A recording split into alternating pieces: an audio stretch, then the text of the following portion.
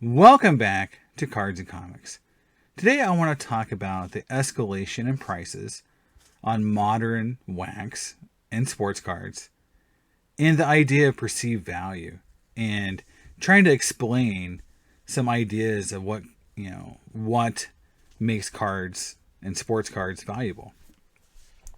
And this started with me, being a Steelers fan, looking at some, preseason games and saying, hey, maybe I should get me a couple Kenny Pickett rookie cards because I like the Steelers.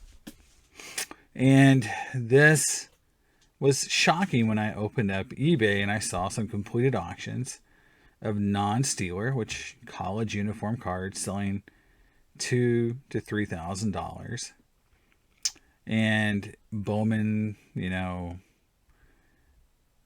college cards and these ugly Father's Day cards, all bringing thousands of dollars, right? Chronicles cards and cards that historically have not held their value are bringing money, more money than a lot of cards would have brought, 3 or 4 years ago for major sets. And this is prices of what sometimes National Treasure RPAs was bringing back in 18 and 19. So why is the escalation gone so high? And again, looking at the card I was actually wanting was this, XRC rookie, and prices are already over $1,000 on completed, and not many of them are actually listed because I guess it's somewhat of a short print, but people, do want a lot of money for it. And again, when I went to look at Panini's website to actually buy a box of Select, it's $1,500 a box. So I could either buy the card I'm looking for, the Pickett, XRC, or pay a little bit more for a box and get guaranteed nothing. But either way, you're spending over $1,000 just to get in on the ground floor. And that's such a different place than we've been in a lot of years. And it does discourage some collectors, honestly, from being in this space of trying to, collect the players or the teams they like, and certain releases, or having cards they, normally in years past been able to collect. Now they're kind of priced out. Today, Spider-Man Metal released, and on eBay, the box prices have, spiked in a lot of cases, but not many of them are listed or left. And they're bringing between $600 and $800 for a product that was priced originally around $200. And again, there's going to be tons of hype around this product. There's going to be people, just going nuts because, again, it's the hot new thing, and the perceived value, we're going to talk about what that means, is through the roof.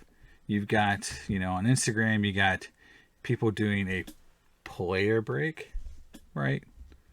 So these are people who have no real idea what they're opening, but they're doing a player break, instead of a character break. It just shows you that, we're going to have a lot of interesting times if you're a Spider-Man and a Marvel collector, right? David Adams says they're sold out. Well, we all know what this means is they're just repricing, right? They're going to see where it settles in a day or two, and all of a sudden, miraculously, they're going to have more boxes at $700 or $800, right? And again, I'm not saying the product's bad. I looked at some box breaks today, and you see, like a red PMG Black Widow that's Justin pulled, and it looks great. Cards look nicer than the X-Men set. Not as nice as 2017, but a much improved product. And so the cards look good, but at $600 to $800 a box, again, why is it priced so high? And the other thing that you have to think about too is, because the box prices are so high, does that mean the card prices have to be so high on the singles market? And this gets me into what I really want to talk about is perceived value, right? And there's a lot of great articles, and this is from Edison and Partners. This is people trying to explain, how to invest and how to price things properly, from a consumer side.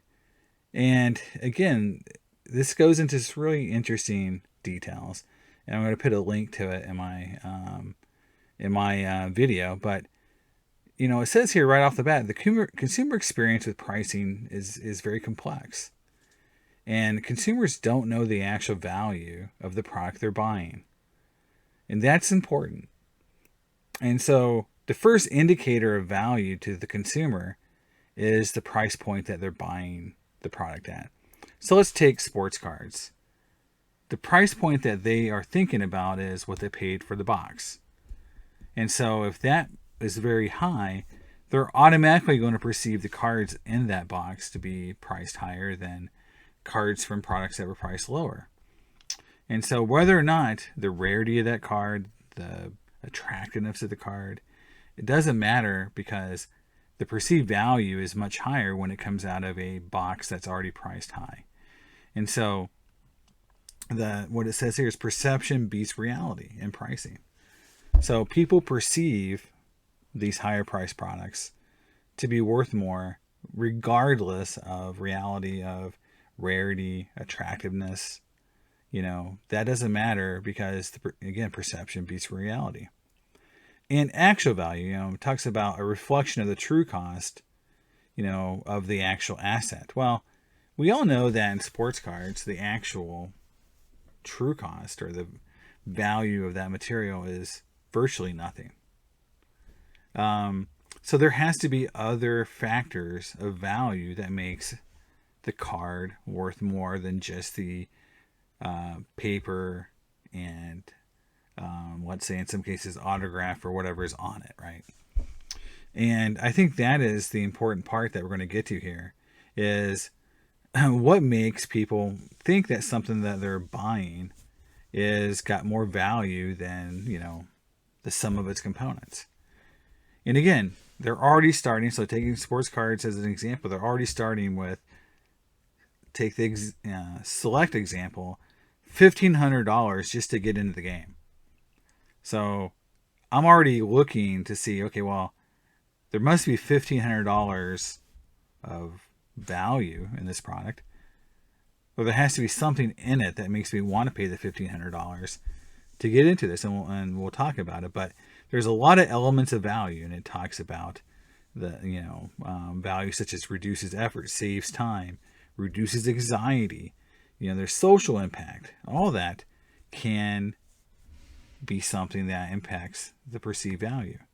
But price does impact. And again, this is where, I think we spend a lot of time in the hobby not understanding that price point is manipulated. And all companies do this. I work for companies. I work for business, my whole life. Pricing is manipulated to try and grow value for that company. So again, it's a powerful signifier of value. And it gives a great example of that Apple phones are priced higher, even though the components sometimes in it aren't higher priced. But that price point, when went to market, made people desire that product more because they perceived it as being more valuable than other brands. And that premium pricing effect is a real value to the consumer. And it's psychological, right? It says, both premium and value pricing can enhance perceived value in the minds of consumers. This is basically how our card market works.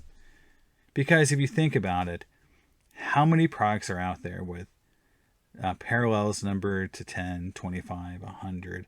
One is worth more than the other, with nothing other than just brand loyalty that creates a perception of that card is worth more than another card that similarly numbered from a product that is lower price, therefore has lower value.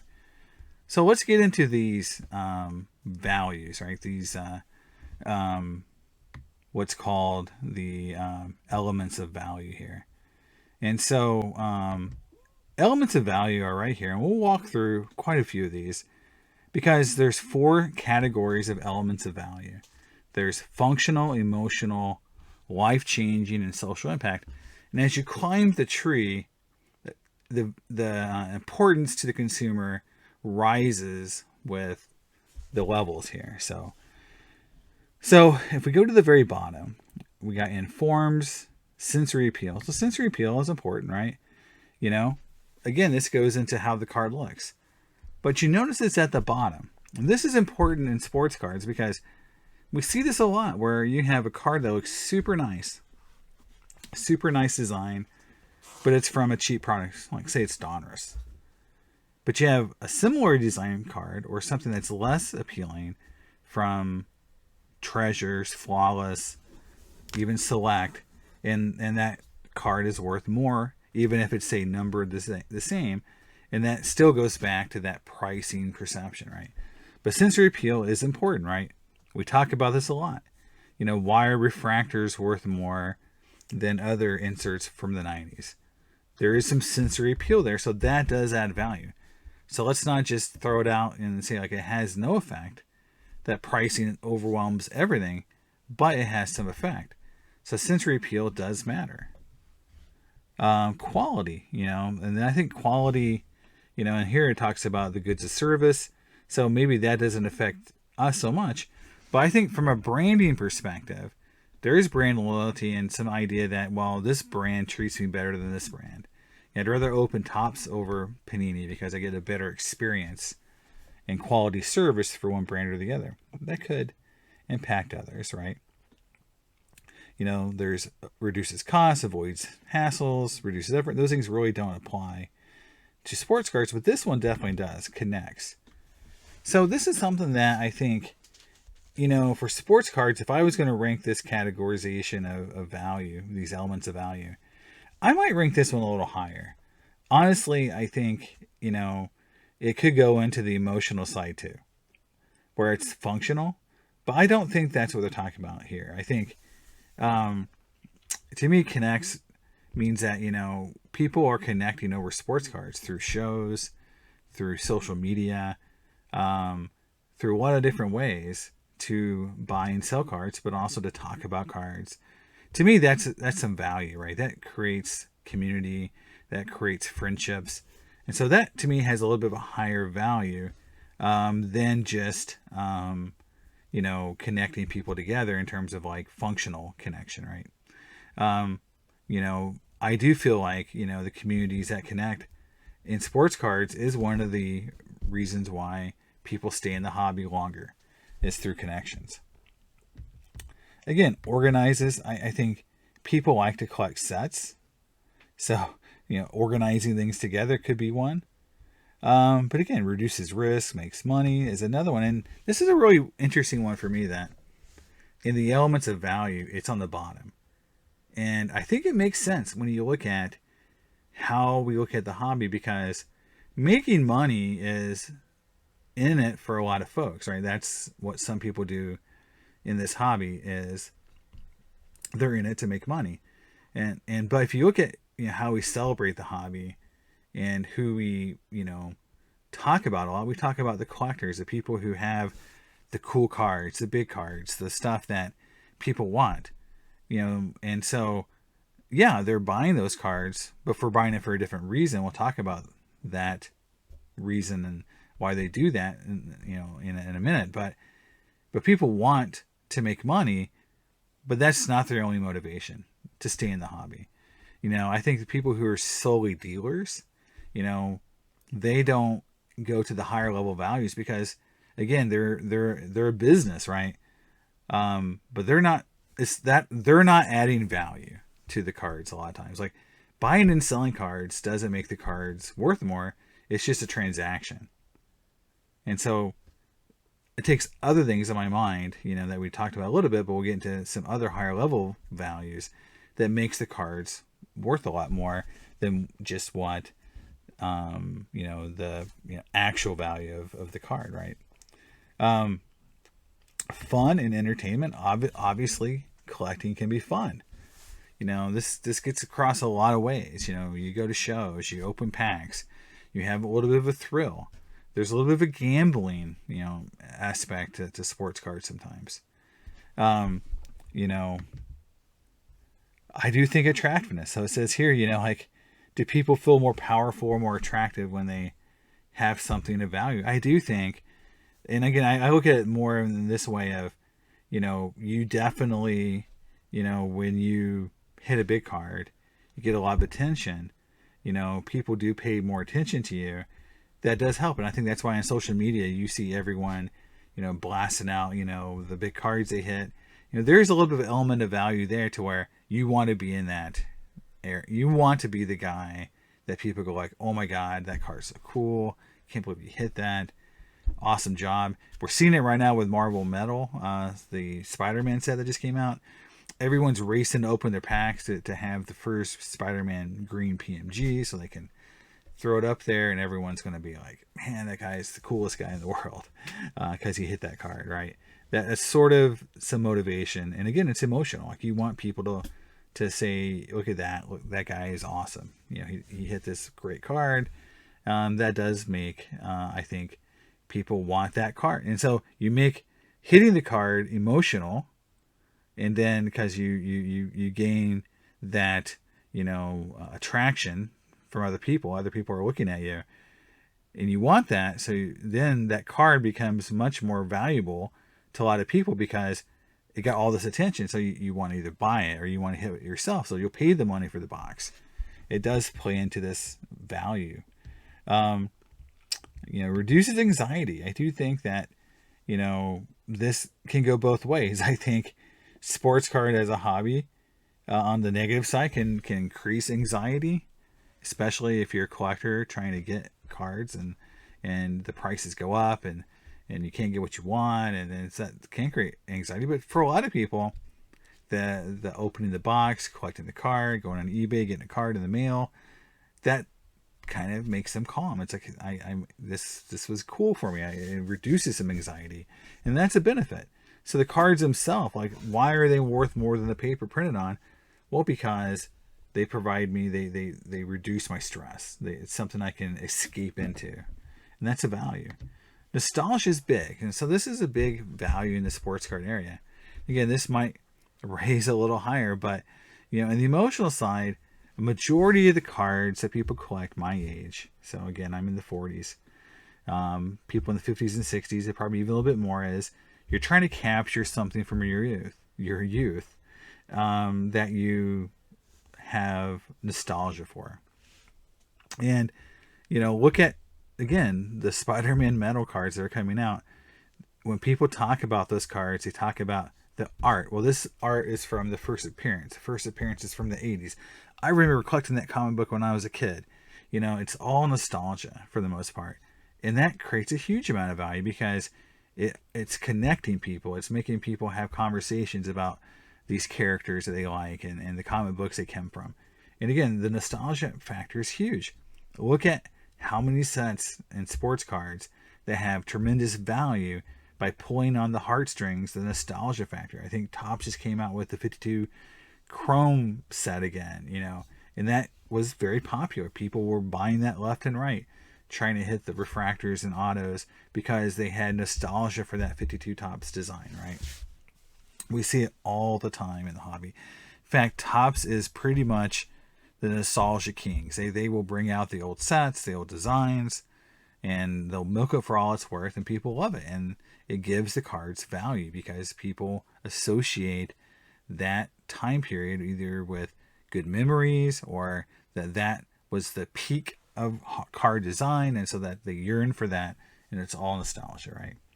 So let's go into the next higher, the life-changing. So we talked about emotional, life-changing, and then this is like affiliation and belonging. And again, this is big. So we talked about connecting people.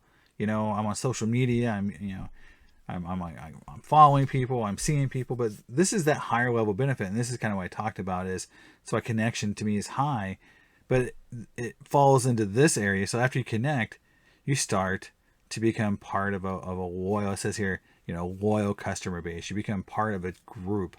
You have an identity. Sports cards gives people identity. You become a collector, you know. And then as people level up in the sports cards, they become, I collect, Pittsburgh Pirate cards. I'm a Pittsburgh Pirate super collector. I'm a Roberto Clemente super collector. That's my collecting and hobby identity. And then when you meet other people, they know you and they say, hey, you're the guy who collects this. You're the guy who collects that. You've created some sort of identity in the hobby. And the longer you stay in the hobby, you become kind of like, hey, that's the guy who knows a lot about this. Justin knows a lot about Marvel cards. So like he's the Marvel card guru or one of them. So that creates an identity for that person. And he belongs to a group of people that like that one set of collecting. And that's their identity. And that creates a value, right? That makes people want.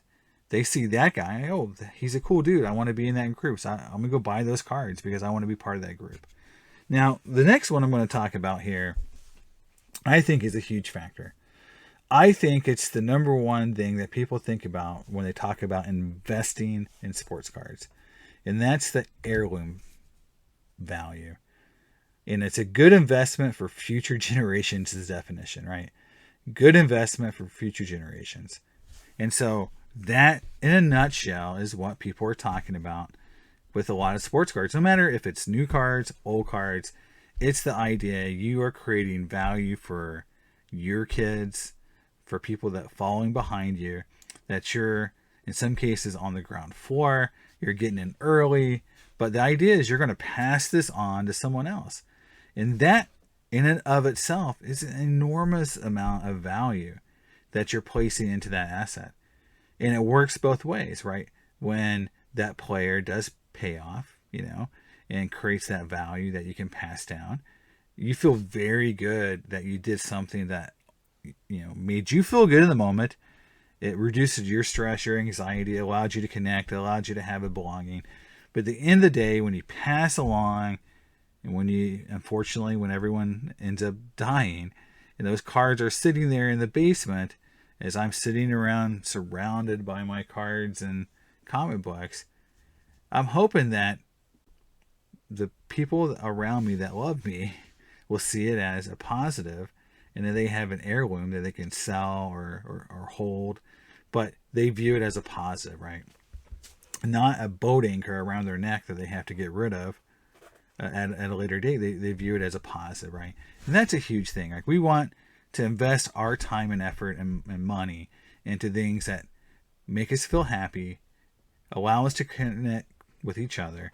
But at the end of the day, our family sees as creating some future value, right, for the future generation. So that's very important. I think that is why people spend $500,000 on or whatever the Mickey Mouse, like $10-15 million on Mickey Mouse cards. All the money, on these, vintage cards, LeBron James rookies, Michael Jordan rookies, because they feel like they're going to pass it along to the next generation, and it's going to continue to have value, right? Motivation. I think this is a big part, right? I call it more competitiveness, right? You're out there, you're motivated, and here it's given an example of, somebody who's a runner, right? Or trying to, become, better at running or better at something you do, right? So you're motivated to collect because, again, we talked about it provides, people are now maybe looking at you because you got a cool card and you're connected to the people and you're in Facebook groups and you're on these groups. So you're motivated to keep going, right? I'd say it's one of the big things in the hobby is, and I see it a lot, is people get into the hobby, they start collecting something, and all of a sudden, like, it kicks in, like, oh my God, I need all these cards, or I need to get this card, I need to get that card, and you start getting very motivated to start really collecting hard because you're seeing like it's creating, the value of it's reducing anxiety, it's creating happiness in yourself. It's, again, you connect with people, and then that motivates you because you talk to other collectors, and all of a sudden you're like, hey, look at this card, look at this card, look at this card. And man, it just creates this kind of like real excitement. And again, things like the set registry for PSA motivates collectors to get better copies of cards, higher grade copies of cards, cards they may have not known about. And that just, again, helps create value. So I think, when you look at, why are, PSA 9 commons in certain set worth $400 or $500? Well, you got set registry guys all looking to compete with each other, and they're motivated to buy those cards because they want to have the best set. Self-actualization, again, personal accomplishment. Again, we talked about you're motivated to collect, and there's this idea of the pitcher is climbing a mountain, right? So anyone who's completed a set, especially a hard set, there is this like sense of pride when you get that set done. And again, when you look at a new set that comes out, this happens all the time. I just saw Neo just open a box, and he's talking about these new prism looking die cut cards, and the first thing is like, well, maybe I'll put the set together. And then when you put the set together, you'll be able to show it off and kind of put that flag in the ground. Like, I did it. I made the set. I accomplished something. And that's powerful, guys. That's big, and that's why some of these cards are worth so much money. Provides hope. It says providing something to be optimistic about. And in the hobby, I do think there's a lot of people with optimism, a lot of people with skepticism. I think, it should be somewhere in the middle, but there is hope, hope in the sense I buy a box of cards, I'm going to get something good. I go to a card show, I might be able to find a card underpriced. I go to a flea market and I find a good find there. That's hope. But again, I think the reality in the hobby is that those are rare occurrences a lot of times. So if your whole hobby or your whole value you put into cards is hoping to get good deals, hoping to get good cards out of boxes, eventually you're going to run out of luck, and you're probably not going to be happy. So I don't think this value of hope really plays a huge part of card prices, but I do think hope provides a huge amount of value to unopened wax prices. I do think people look at wax boxes as a ticket, a lottery ticket sometimes, and the hope of opening that box, that pack, that case is built in and creates tons of value for that product. I think hope on the card side of it, individual cards is, hoping to get a good deal, hoping something goes up, is not as intrinsic in the value of the card as much as it is in the unopened material. So yes, hope is a big part of unopened product, hoping that you're going to get something great. And so again, that's life changing, right? And this whole thing of elements of value, if you pull that Kenny Pickett 1/1 select card that supposedly sold for $500,000, if you pull that, LeBron James, Michael Jordan auto, it could be life changing. And that's the hope that unopened product provides. That's why prices have escalated so much with breakers and people opening product today. And that pricing on that unopened product has had the same effect on singles in the marketplace, because we just talked about that around that perceived value and how pricing affects it. So again, it does make a difference. Hope is the big driver of wax prices, in my opinion. Last but not least is SelfTranscendence. And I think this is one that's a little difficult for this hobby, around the idea of helping other people and society, right? I do think some breakers, some content creators have this community reach out, helping kids, giving stuff away, doing stuff for charity. I don't think it motivates individual purchases, individual box prices. To me, it's a side benefit that is more personal. I don't think it is affecting the value of cards. It's like, it mentions Tom. It's like, if Panini or Upper Deck or Topps ever said, for every pack of cards you buy, I'm going to donate a pack of cards to a kid in need or whatever it is. I don't know. That's never been done, I think, in the hobby that I'm aware of. I don't know how much that would motivate the hobby, honestly. I think on the unopened product side, pulling the lottery ticket is what's driving prices, not that the company's going to do anything green, anything to help charity, nothing. So I don't think this is a big motivator in the hobby, in my opinion. It's a side benefit that's really from individuals doing good on their own, not directly related to card prices or cards themselves. So that's it, guys. That is the elements of value, how I think they affect the pricing and how they relate to the hobby, and the idea of this perceived value. And what I want to end on is this: is that I don't know if it's ever going to go back to 2018 and 2019 type pricing for some of the stuff. What I do know is that these elements of value are always going to be in the hobby, and as long as the prices of wax stay as high as they are today, the single market's going to go higher because it's related. The two things are related to each other. One goes up, the other one goes up along with it because of how we perceive value. And so as long as you understand that, and as long as you understand that there's a real danger of losing a lot of money by especially in the modern market, either on unopened wax, and opening it and getting something and getting nothing, or buying that player and having them go to zero, that is, becoming much more of a risk, because you're paying a lot more. And as long as you go into it knowing that, then it's okay. For people who think that, they don't like to gamble, they don't like to lose money, then I don't think the modern market is heading in the direction that a lot of those folks would like. And maybe that's why they go more into vintage or just buy singles or whatever it is. But buying the hottest new player, the hottest new set, it's not for people who are risk adverse or who really perceive value differently. So that's it, guys. That's my take on why the prices are kind of going up and out of control in some cases.